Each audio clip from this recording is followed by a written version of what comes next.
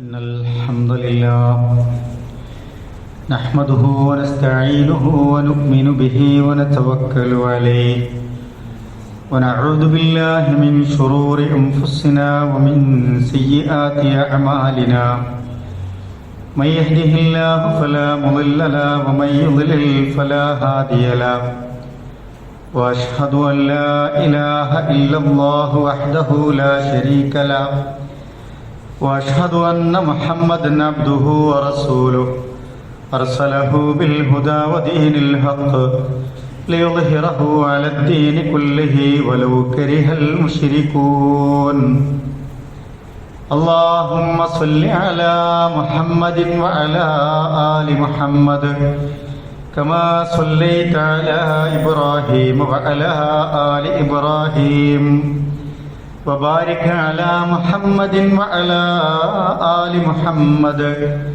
كما باركت على إبراهيم وعلى آل إبراهيم إنك حميد مجيد أما بعد فإن خير الحديث كتاب الله وخير الهدي هدي محمد صلى الله عليه وسلم وشر الأمور محدثاتها وكل محدثة بدعة وكل بدعة ضلالة وكل ضلالة في النار أعوذ بالله من الشيطان الرجيم بسم الله الرحمن الرحيم يا أيها الذين آمنوا اتقوا الله حق تقاته ولا تموتن إلا وأنتم مسلمون بسم الله الرحمن الرحيم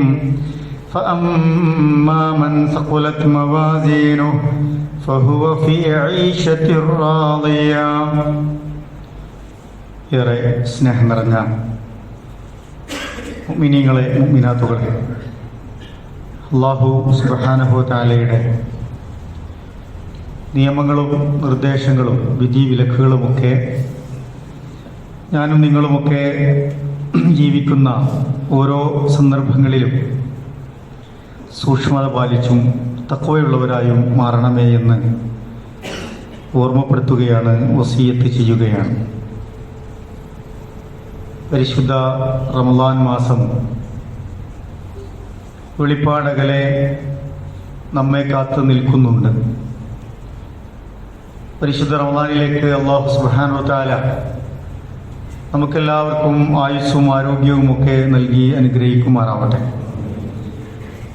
റമളാൻ പൂർണ്ണമായി ഉപയോഗപ്പെടുത്തണമെങ്കിൽ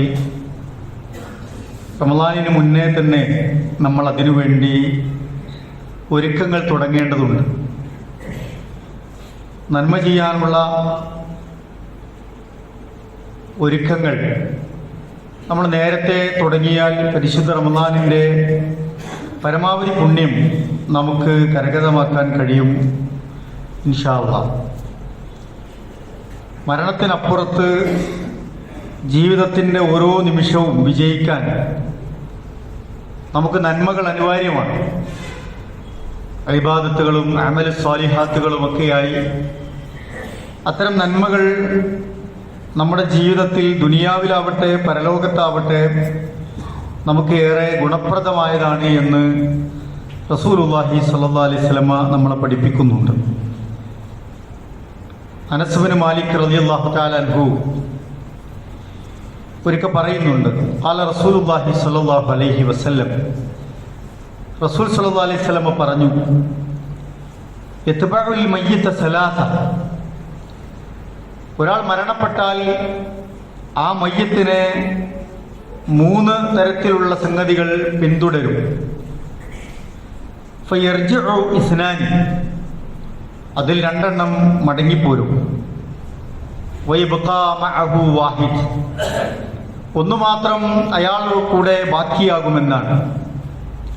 എന്നിട്ട് റസൂൽ പറഞ്ഞു, യത്ബഉഹു അഹ്ലുഹു വ മാലുഹു വ അമലുഹു, അയാളുടെ അഹ്ല് കുടുംബം അയാളെ പിന്തുടരും, ഒരു ജനാസയെ പിന്തുടരും. വ മാലുഹു, മരിച്ച് കബറടക്കുന്നത് വരെ അയാളുടെ സമ്പത്തും അയാളുടെ കൂടെ ഉണ്ടാകും. അയാൾ അതുവരെ അതിൻ്റെ അനന്തരമാണ്, അനന്തരാവകാശി അയാളുണ്ടാവും. അമലുഹു, അയാളുടെ പ്രവർത്തനങ്ങളും അയാളെ പിന്തുടരുമെന്നാണ്. ഫയർജിഉ അഹ്ലുഹു വമാലുഹു, റസൂലുള്ളാഹി പറയാണ്, എല്ലാവരും കുടുംബങ്ങളൊക്കെ മടങ്ങും, അതുപോലെ അയാളെ മാലും സമ്പത്തും മടങ്ങിപ്പോരും. ആ സമ്പത്തിന് പിന്നെ മറ്റ് അവകാശികളായി മാറും.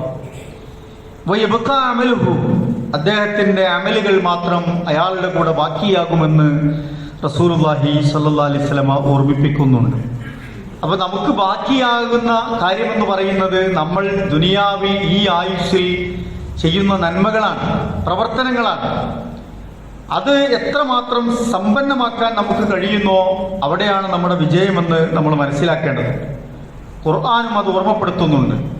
ഫമ്മാ മൻ സഖുലത് മവാസീനുഹു ഫഹുവ ഫീ ഐശത്തിർ റാദിയ, ആരുടെ തുലാസുകളാണോ നാളെ നന്മകൾ കൊണ്ട് കനം തൂകുന്നത്, ഫഹുവ ഫീ ഐശത്തിർ റാദിയ, അവർക്ക് സംതൃപ്തകരമായ കർണാനന്ദകരമായ ആസ്വാദനങ്ങളുടെ ഒരു ജീവിതം അല്ലാഹു സുബ്ഹാനഹു വ തആല പ്രദാനം ചെയ്യുമെന്നാണ്. വമ്മാ മൻ ഖഫ്ഫത് മവാസീനുഹു, ഈ ആയുസ്സൊക്കെ കിട്ടി കർമ്മങ്ങളൊന്നും ചെയ്യാൻ സമയം കണ്ടെത്താതെ അങ്ങനെ തുലാസുകൾ കനം കുറഞ്ഞു പോയ മനുഷ്യരുണ്ടാകും. അമലുകളൊന്നുമില്ലാത്തവർ, ഉള്ള അമലുകളാണെങ്കിലോ അതൊക്കെ തിന്മകളുമായി ബാക്കിയാകുന്ന ചില നഷ്ടക്കാരെ കുറിച്ച് ഖുർആൻ പറയാണ്. ഫഉമ്മുഹു ഹാവിയ വമാ അദ്റാക മാ ഹിയ നാറുൻ ഹാമിയ, അവർ ഹാവിയയിൽ കിടന്നെരിയുക തന്നെ ചെയ്യും. നരകമാണത്. ആഴമേറിയ നരകത്തിന്റെ അഗ്നിക്കിരയായി അവർ മാറുമെന്ന് റസൂൽ സല്ലല്ലാഹു അലൈഹി വസല്ലമ നമ്മളെ ഓർമ്മപ്പെടുത്തുന്നു. പരിശുദ്ധ ഖുർആനിന്റെ ആയത്തുകൾ അതിന്റെ ഗൗരവത്തോടു കൂടി നമുക്ക് പറഞ്ഞു തരുന്നുണ്ട്. ഞാൻ സൂചിപ്പിച്ചത് നന്മകളുമായി ബന്ധപ്പെട്ട് നമ്മുടെ മനസ്സെപ്പോഴും ബന്ധിപ്പിക്കപ്പെടുന്ന ഒരു സാഹചര്യം നമ്മൾ ഉണ്ടാക്കിയെടുക്കണമെന്നാണ്. മനുഷ്യരുടെ കൂട്ടത്തിൽ നോക്കൂ, നമ്മുടെ മനുഷ്യരുടെ കൂട്ടത്തിൽ 5 തരത്തിലുള്ള ആളുകളുണ്ട് എന്നാണ്. നന്മയുമായി ബന്ധപ്പെട്ട് 5 തരത്തിലുള്ള സമീപനങ്ങൾ വെച്ചു പുലർത്തുന്ന ആളുകൾ നമുക്ക് കാണാൻ കഴിയും. അതിലൊന്നാരാണ്? വളരെ സത്യസന്ധമായി നന്മ ചെയ്യുന്ന ആളുകളാണ്. പരലോകത്തെ പ്രതിഫലം മാത്രമാണ് അവരുടെ ലക്ഷ്യം. ദുനിയാവിന്റെ ഒരു അലങ്കാരം അവർ ആഗ്രഹിക്കുന്നില്ല. ഇവിടുത്തെ എന്തെങ്കിലും ഒരു പബ്ലിസിറ്റി അവർ ആഗ്രഹിക്കുന്നില്ല. ആർക്കെങ്കിലും ഒരു ഉപകാരം ചെയ്താൽ അവരിൽ നിന്നൊരു നന്ദി കിട്ടണം, തിരിച്ചെന്തെങ്കിലും ഗുണം കിട്ടണം എന്ന് പോലും അവർ പ്രതീക്ഷിക്കുന്നില്ല. അങ്ങനെ പൂർണ്ണമായും അള്ളാഹുവിന്റെ പ്രതിഫലം കാംക്ഷിച്ചുകൊണ്ട് നന്മ ചെയ്യുന്ന ഒരു കൂട്ടരുണ്ട് എന്നാണ് ഖുർആൻ അത് പറഞ്ഞു തരുന്നുണ്ട്. സൂറത്തുൽ ബഖറയിലെ 207-ാമത്തെ ആയത്തിൽ വമിനൻ നാസി മൻ യശ്രി നഫ്സഹു ഇബ്തിഗാഅ മർളാത്തില്ലാഹ് വല്ലാഹു റഊഫും ബിൽ ഇബാദ്. മനുഷ്യരുടെ കൂട്ടത്തിൽ ചില ആളുകളുണ്ട്, അവർ അള്ളാഹുവിന്റെ തൃപ്തി മാത്രം ആഗ്രഹിച്ച് നന്മകൾ പ്രവർത്തിക്കുന്നവരാണ് എന്ന് ഖുർആൻ പറയുന്നു. നമ്മൾ ആ കൂട്ടത്തിലുണ്ടോ എന്ന് നമ്മൾ പരിശോധിക്കുക. റസൂൽ സല്ലല്ലാഹു അലൈഹി വസല്ലമയുടെ കാലത്ത് സംഭവിച്ച ഒരു സംഭവം ഹദീസുകളിൽ നമുക്ക് കാണാൻ കഴിയും. ഗ്രാമീണനായ ഒരു സഹാബി, ഒരാൾ നബി സല്ലല്ലാഹു അലൈഹി വസല്ലം കടന്നു വരികയാണ്. അദ്ദേഹം വിശ്വാസിയായല്ല വരുന്നത്. അദ്ദേഹം റസൂലുള്ളാഹിന്റെ അടുക്കൽ നിന്ന് ഇസ്ലാമിനെ കുറിച്ച് കേൾക്കുന്നു, പഠിക്കുന്നു, സംശയങ്ങൾ ദൂരീകരിക്കുന്നു. അദ്ദേഹത്തിന്റെ അതുവരെയുള്ള ചില അനുഭവങ്ങളൊക്കെ വെച്ച് അദ്ദേഹം കാര്യങ്ങൾ മനസ്സിലാക്കി ഇസ്ലാം സ്വീകരിക്കുകയാണ്. എന്നിട്ട് റസൂലുള്ളാഹിനോട് പറഞ്ഞു, ഞാൻ താങ്കളെ പിന്തുടരുകയാണ്. റസൂലുള്ളാഹ്, ഞാൻ താങ്കളെ പിന്തുടരും, ഇത്തിബാഅ് ചെയ്യുക തന്നെ ചെയ്യും. റസൂൽ സല്ലല്ലാഹു അലൈഹി വസല്ലം പറഞ്ഞു, വളരെ സന്തോഷത്തോടു കൂടി അങ്ങനെ തന്നെയാണ് വേണ്ടത് എന്ന് പറയാണ്. ഹിജ്റയുടെ സന്ദർഭം വന്നപ്പോ റസൂലുള്ളാഹിനോട് അദ്ദേഹം പറഞ്ഞു, ഞാൻ താങ്കളുടെ കൂടെ ഹിജ്റ വരുന്നു. റസൂൽ സല്ലല്ലാഹു അലൈഹി വസല്ലം മറ്റുള്ള സഹാബത്തിനോട് പറഞ്ഞു, അദ്ദേഹത്തെയും കൂടി നിങ്ങൾ ആ വിഷയത്തിൽ പരിഗണിക്കണം, അദ്ദേഹത്തെയും അതിലേക്ക് കൂട്ടിച്ചേർക്കുക എന്ന്. അങ്ങനെ അദ്ദേഹം ഹിജ്റ പോയി. പിന്നീട് റസൂലുള്ളാഹിന്റെ കാലത്ത് നടന്ന ഒരു യുദ്ധത്തിൽ അദ്ദേഹം പങ്കെടുക്കുകയും അതിന്റെ പശ്ചാത്തലത്തിൽ കുറെ യുദ്ധമുതലുകൾ കിട്ടുകയൊക്കെ ചെയ്തു. റസൂൽ സല്ലല്ലാഹു അലൈഹി വസല്ലം യുദ്ധത്തിന്റെ മുതലുകൾ ആ സൈന്യത്തിന് ഓഹരി വെച്ച് കൊടുക്കുന്നുണ്ട്. അതിൽ പങ്കെടുത്ത ആളുകൾക്കൊക്കെ ഓഹരി വെച്ച് കൊടുക്കുന്നുണ്ട്. അങ്ങനെ ഒരു ഓഹരി റസൂലുള്ളാഹി സ്വല്ലല്ലാഹു അലൈഹി വസല്ലം ഈ സഹാബിക്കും വേണ്ടി മാറ്റിവെക്കുന്നു. അങ്ങനെ ഇദ്ദേഹത്തിന് ഈ സമ്പത്ത് സഹാബികൾ എത്തിച്ചു കൊടുത്തപ്പോ അദ്ദേഹം ചോദിച്ചു, ഇതെന്താണ് എന്ന്.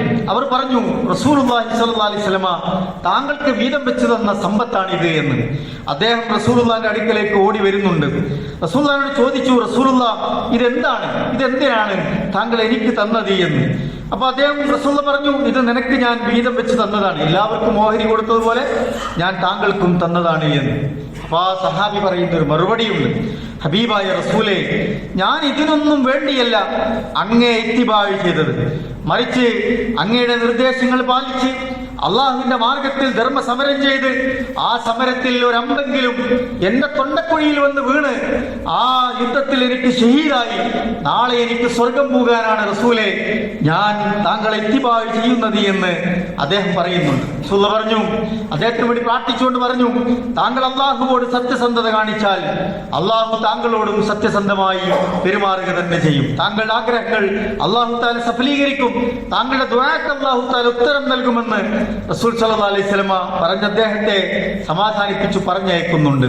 തൊട്ടടുത്ത് വന്ന ഒരു യുദ്ധത്തിൽ അദ്ദേഹം ശത്രുക്കളുമായി ധീരമായി യുദ്ധം ചെയ്യുന്നുണ്ട്. അങ്ങനെ ആ സമരത്തിൽ, ആ യുദ്ധത്തിൽ അദ്ദേഹം ഷഹീദാവുകയാണ്. സഹാബത്ത് അദ്ദേഹത്തിന്റെ ജനാസയുമായി റസൂലുള്ളാഹിന്റെ അടുക്കലേക്ക് കടന്നു വരുന്നുണ്ട്. റസൂലുള്ളാഹി അദ്ദേഹത്തെ ഇങ്ങനെ പരിശോധിച്ചു നോക്കുമ്പോൾ ഒരുപാട് പരിക്കുകളുണ്ട്. അദ്ദേഹത്തിന്റെ തൊണ്ടയിൽ ഒരു അമ്പേറ്റിരിക്കുന്നു. അങ്ങനെയാണ് അദ്ദേഹം മരണപ്പെട്ടിരിക്കുന്നത്. റസൂൽ സല്ലല്ലാഹു അലൈഹി വസല്ലമ ഇത് ഇന്ന ആളാണോ എന്ന് ചോദിക്കുന്നുണ്ട്. എന്നിട്ട് റസൂൽ പറഞ്ഞു, അദ്ദേഹം അള്ളാഹുവിനോട് സത്യസന്ധത പുലർത്തിയിരിക്കുന്നു, അതുകൊണ്ട് തന്നെ അള്ളാഹു അദ്ദേഹത്തോടും സത്യസന്ധത പുലർത്തി, അദ്ദേഹത്തിന്റെ ആഗ്രഹത്തെ അള്ളാഹു തആല സാധിപ്പിച്ചു കൊടുത്തു എന്ന് പറയുന്നുണ്ട്. എന്ന് റസൂലുള്ളാഹി സ്വല്ലല്ലാഹു അലൈഹി വസല്ലമ തന്റെ ജുബ്ബയിൽ താനണിഞ്ഞ വസ്ത്രമൂരി അതിൽ ആ സഹാബിയെ കഫൻ ചെയ്യുകയും അദ്ദേഹത്തിന്റെ മയ്യത്തിന് മുന്നിൽ നിന്ന് ഇമാം നിന്ന് ജനാസ നമസ്കരിക്കുകയും ചെയ്യുന്നുണ്ട്. ആ നമസ്കാരത്തിൽ റസൂലുള്ളാഹി സ്വല്ലല്ലാഹു അലൈഹി വസല്ലം അല്ലാഹുവിനോട് പ്രാർത്ഥിക്കുന്നുണ്ട്, അല്ലാഹുമ്മ ഹാദാ അബ്ദുക ഖറജ മുഹാജിറൻ, അല്ലാഹുവേ നിന്റെ ഈ അടിമ മുഹാജിറായി അദ്ദേഹം ത്യാഗം പ്രവർത്തിച്ച സഹോദരനാണ്, ഫീ സബീലിക നിന്റെ മാർഗത്തിൽ ഹിജ്റ പുറപ്പെട്ട മനുഷ്യനാണ്, ഫഖുതില ഷഹീദൻ അദ്ദേഹം ഇതാ ഇവിടെ ഷഹീദാവുകയും ചെയ്തിരിക്കുന്നു, അന ഷഹീദുൻ അലാ ദാലിക അദ്ദേഹത്തിന്റെ ഈ പ്രവർത്തനങ്ങൾക്കൊക്കെ ഞാൻ സാക്ഷിയാണ് റബ്ബേ എന്ന് റസൂലുള്ളാഹി സ്വല്ലല്ലാഹു അലൈഹി വസല്ലം പ്രാർത്ഥിക്കുന്നുണ്ട്. നോക്കൂ, വളരെ സത്യസന്ധമായ നിർമ്മലമായ മനസ്സിൽ മറ്റൊരു വിചാരങ്ങളുമില്ലാതെ അള്ളാഹുവിന്റെ പ്രതിഫലം മാത്രം കാംക്ഷിച്ചുകൊണ്ട് നന്മ ചെയ്ത ഒരു മനുഷ്യന്റെ ഉദാഹരണമാണ് റസൂലുള്ളാഹി സ്വല്ലല്ലാഹു അലൈഹി വസല്ലം നമുക്ക് പരിചയപ്പെടുത്തി തരുന്നത്.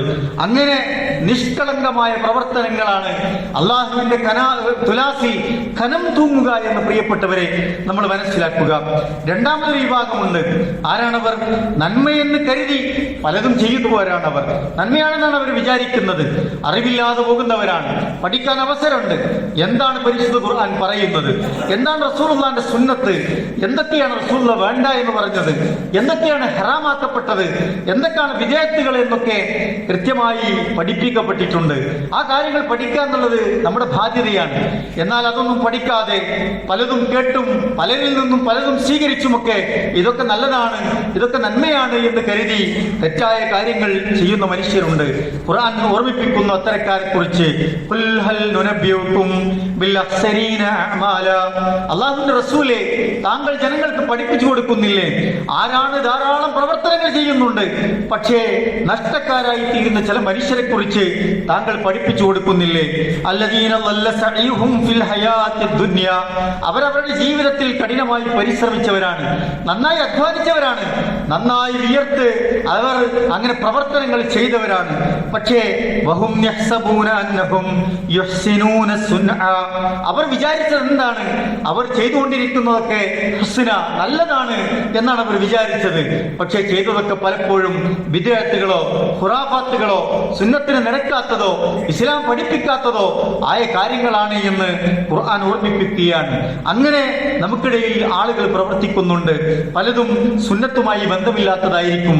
കാര്യങ്ങൾ കൂടുതൽ നമ്മൾ പ്രമാണങ്ങളെ പഠിക്കുമ്പോൾ നമുക്ക് എന്താണ് സുന്നത്ത്, എന്താണ് ഖുർആന്റെ കൽപ്പനകൾ, എന്താണ് ഏറ്റവും പുണ്യമുള്ള പ്രവർത്തനങ്ങൾ, എങ്ങനെയാണ് ഇത് സ്വീകരിക്കുക എന്നതൊക്കെ നമ്മൾ മനസ്സിലാക്കി കഴിഞ്ഞാൽ അത് മാത്രം നമ്മൾ പ്രവർത്തിച്ചാൽ അള്ളാഹുവിൽ അതൊക്കെ സ്വീകാര്യമായി പോകും. അല്ലെങ്കിലോ പല നന്മകളുണ്ടാവും, അതിന്റെ കൂടെ ഇത്തരത്തിലുള്ള തിന്മകളോ തെറ്റായ കാര്യങ്ങളോ ചെയ്താൽ നമുക്ക് നമ്മുടെ അമലുകൾ ബാത്തിലായി പോകും എന്നത് പ്രിയപ്പെട്ടവരെ നമ്മൾ മനസ്സിലാക്കേണ്ടതുണ്ട്. നോക്കൂ, അതുപോലെ തന്നെ മൂന്നാമതൊരു വിഭാഗമുണ്ട്. അവരുടെ എന്താണ് അവരുടെ രീതി? നന്മയും തിന്മയും ചെയ്യുന്നവരാണ് അവർ. രണ്ടിനും അവസരം ഉണ്ടാവും അവർക്ക്. നന്മ ചെയ്യുന്നവരുടെ കൂട്ടത്തിൽ അവരുണ്ടാവും, തിന്മ ചെയ്യുന്നവരുടെ കൂട്ടത്തിൽ അവരുണ്ടാവും. അല്ലെങ്കിൽ തിന്മ ഒറ്റയ്ക്ക് ചെയ്യും, സ്വകാര്യമായി ചെയ്യും, നന്മകൾ പരസ്യമായി ചെയ്യുന്നിടത്തൊക്കെ അവരുണ്ടാവും. റസൂൽ സല്ലല്ലാഹു അലൈഹി വസല്ലം പറഞ്ഞു, ലഅലമന്ന അഖ്വാമൻ മിൻ ഉമ്മത്തി, എന്റെ സമുദായത്തിലെ ചില ആളുകളെ എനിക്കറിയാം. യഅ്തൂന യൗമൽ ഖിയാമ, അവർ ഖിയാമത്ത് നാളിൽ വരും. എങ്ങനെയാണ് അവർ വരിക? ബിഹസനാത്തിൻ, ധാരാളം നന്മകളായിട്ടാണ് അവർ വരിക. അംസാലി ജിബാലി തിഹാമ, അവിടെ അറബ് നാട്ടിലുള്ള തിഹാമ എന്ന വലിയൊരു പർവ്വതമുണ്ട്. ആ പർവ്വതത്തെ പോലെ ധാരാളം അമലുകളുമായിട്ടാണ് അവർ കടന്നു വരിക. എന്നിട്ടോ ഫയജഅലുഹു അല്ലാഹു അസ്സ വജല്ല ഹബാഅൻ മൻസൂറ, പക്ഷേ അല്ലാഹു തആല അവരുടെ അമലുകളൊക്കെ ഇങ്ങനെ കണക്കോക്കി ഒക്കെ നോക്കി അവസാനം അതൊക്കെ ധൂളികളാക്കി കാറ്റിൽ പറത്തിക്കളയുമെന്നാണ് റസൂൽ സല്ലല്ലാഹു അലൈഹി വസല്ലം ഓർമ്മിപ്പിക്കുന്നത്. അപ്പൊ സൗബാൻ റളിയല്ലാഹു അൻഹു ചോദിക്കുകയാണ്, യാ റസൂലല്ലാഹ്, അല്ലാഹുവിന്റെ തിരുദൂതരെ, സിഫ്ഹും ലനാ, എന്തുകൊണ്ടാണ് അങ്ങനെ അവരുടെ അമലുകളൊക്കെ കാറ്റിൽ പറന്നുപോയത്, അല്ലാഹു തആല സ്വീകരിക്കാതെ പോയത്? ജല്ലിഹിം ലനാ, ഞങ്ങൾക്ക് അതിൽ പെട്ടുപോകാതിരിക്കാൻ ഞങ്ങൾക്ക് അവരെ പറ്റി പറഞ്ഞു തരുമെന്നാണ്. അല്ലാ നകൂന മിൻഹും വനഹ്നു ലാ നഅലം, അത് പഠിച്ചില്ലെങ്കിൽ മനസ്സിലാക്കിയില്ലെങ്കിൽ ഞങ്ങൾ അതിൽ പെട്ടുപോകുമല്ലോ റസൂലുള്ളാഹ് എന്ന് ഓർമ്മിപ്പിക്കുകയാണ് റസൂലുള്ളാഹിനോട്. റസൂൽ പറഞ്ഞു കൊടുക്കുന്നുണ്ട്, അമാ ഇന്നഹും യഖ്വാനുകും വമിൻ ജിൽദത്തിക്കും, അവർ പുറത്തുള്ള ആൾക്കാരൊന്നല്ല, അവർ നിങ്ങളുടെ കൂട്ടത്തിൽ തന്നെയുള്ള നിങ്ങളുടെ സഹോദരങ്ങളാണ്. എന്താ അവരുടെ പ്രശ്നം? രാത്രിയിലൊക്കെ പലപ്പോഴും അവർ നമസ്കരിക്കുന്നൊക്കെയുണ്ട്, തഹജ്ജുദൊക്കെ നമസ്കരിക്കുന്നവരാണ് പലപ്പോഴും അവർ. പക്ഷേ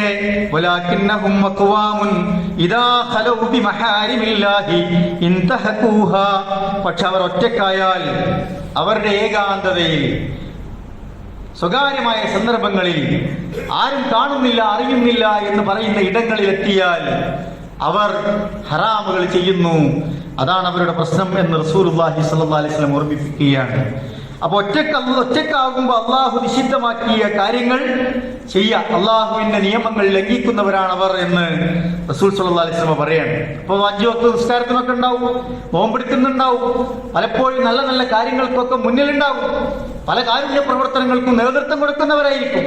പക്ഷെ ഒറ്റക്കാകുമ്പോൾ തനി സ്വഭാവം പുറത്തു വരുന്ന ആളുകളാണവർ. ആളുകൾ വിചാരിക്കും വളരെ ഓക്കെയാണ്.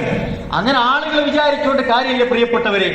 അല്ലാഹു തആല നമ്മിലേക്ക് നോക്കുന്നില്ലേ? ഇന്നക ലബിൽ മിർസാദ്, അല്ലാഹു നമ്മുടെ ഹൃദയങ്ങളിലേക്ക് നോക്കുന്നുണ്ട്. നമ്മുടെ സ്വകാര്യതകളിൽ അല്ലാഹു നമ്മുടെ കാവലായുണ്ട്, നമ്മുടെ പരസ്യ ജീവിതത്തിൽ അല്ലാഹു കാവലായുണ്ട്.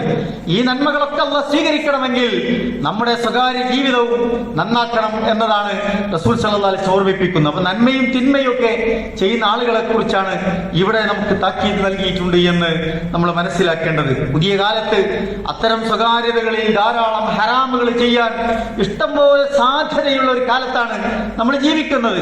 ആരും അറിയില്ല, നമ്മുടെ വാപ്പയെ അറിയില്ല, ഉമ്മയെ അറിയില്ല, കൂട്ടത്തിലുള്ളവരറിയില്ല. സ്വകാര്യമായി തിന്മ ചെയ്യാൻ, തെറ്റുകൾ ചെയ്യാൻ ഒരുപാട് സംവിധാനങ്ങൾ ഇന്ന് നമ്മുടെ കയ്യിലുണ്ട്. നമ്മുടെ സ്മാർട്ട് ഫോൺ അതിന്റെ ഒരു ഉദാഹരണമാണ്, ഇന്റർനെറ്റ് സംവിധാനങ്ങൾ ഒരു ഉദാഹരണമാണ്. അതുപോലെ തന്നെ ആരും നമ്മുടെ സ്വകാര്യ ജീവിതത്തിലേക്ക് കടന്നു വരാത്ത വിധത്തിൽ എല്ലാവരും ഒരു സെൽഫിഷായ ലോകത്തേക്ക് വഴിമാറിയിട്ടുണ്ട്. ആരുടെയും സ്വാതന്ത്ര്യത്തിലേക്ക് കടന്നു കയറാത്ത വിധത്തിൽ നമ്മളൊക്കെ ഇന്ന് സ്വന്തമായിട്ടുണ്ട്.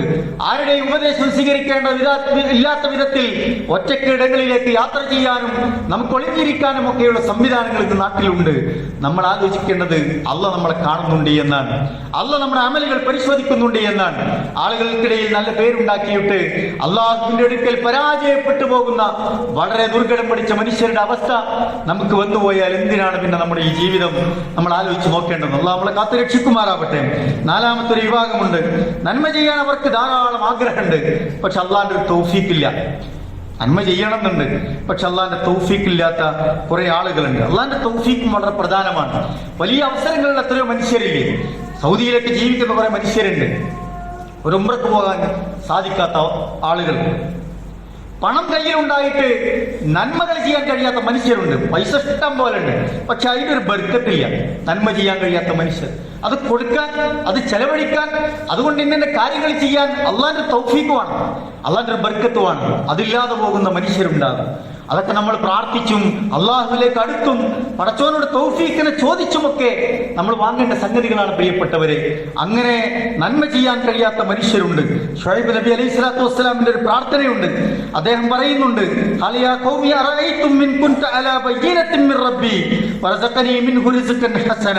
അള്ളാഹുവിൽ നിന്ന് എനിക്ക് ഉപജീവനം കിട്ടുന്നു, എന്റെ പ്രവർത്തനങ്ങൾ നിങ്ങൾക്കിടയിൽ സുതാര്യമായി കാണുന്നു, എല്ലാം ഉണ്ട്. ഞാൻ നിങ്ങളോട് എല്ലാം പറഞ്ഞു തരുന്നുണ്ട്. നിങ്ങളോട് പറയുന്നതിന് വിരുദ്ധമായി ഞാനൊന്നും പ്രവർത്തിക്കുന്നുമില്ല. ഞാൻ പറയുന്നതൊക്കെ നിങ്ങൾക്ക് മുമ്പിൽ പ്രവർത്തിക്കുന്നില്ലേ? ഞാനൊരു കാര്യം പറയുന്നു, അതിന് വിരുദ്ധമായാണോ പ്രവർത്തിക്കുന്നത്? ഞാൻ പറയുന്ന കാര്യങ്ങൾ നിങ്ങൾ സ്വീകരിക്കൂ എന്ന് ഷുഐബ് നബി അലൈഹി സ്വലാത്തു വസ്സലാം ആ ജനതയോട് പറഞ്ഞിട്ട് പറയുന്ന ഒരു വർത്തമാനമുണ്ട്. എന്താണ് ആ വർത്തമാനം?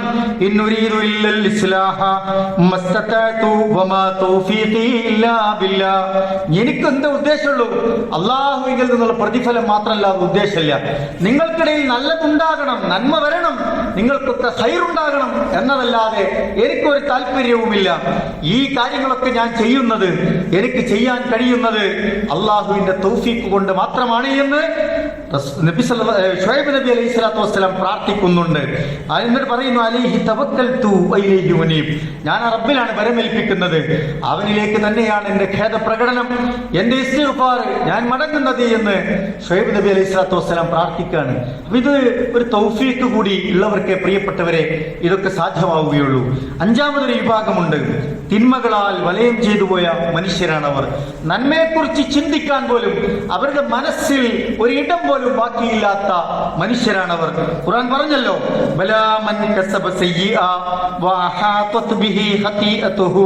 അവര് തിന്മയാണ് ചെയ്തുകൊണ്ടിരിക്കുന്നത്. സമ്പാദിക്കണതൊക്കെ തോന്നിവാസങ്ങളാണ്, വേണ്ടാത്തരങ്ങളാണ്, അശ്ലീലങ്ങളാണ്, അധാർമികതകളാണ്, വേണ്ടാത്ത പ്രവർത്തനങ്ങളാണ്, തിന്മകളാണ്, കുറ്റങ്ങളാണ്, പാപങ്ങളാണ് അവർ ചെയ്യുന്നത്. മാത്രമല്ല ഹതീഅത്തുഹു, അതവരെങ്ങനെ ആ പാപങ്ങൾ കൊണ്ട് അഹാത്ത, അതിങ്ങനെ ചുറ്റി വളർന്നിട്ടുണ്ട് എന്നാണ്.